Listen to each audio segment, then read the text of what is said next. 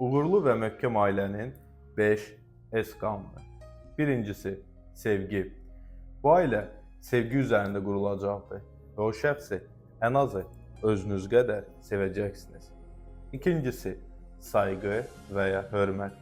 O şəxsi, ailəsini, şəxsi keyfiyyətlərini olduğu kimi qəbul edib hörmətlə yanaşacaqsınız.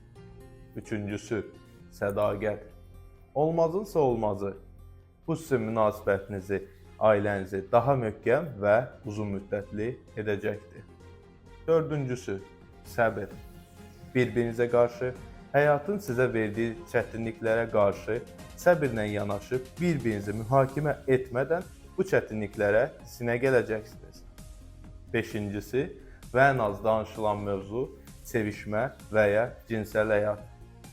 Bu sütunlar nə qədər möhkəm olacaqsa, sizin ailənizdə bir o qədər möhkəm olacaq və buna diqqət etməyi hər birinizə tövsiyə edirəm. Bu cür videoların ardını istəyirsinizsə, bəyənib bir-birinizə göndərməyi unutmayın.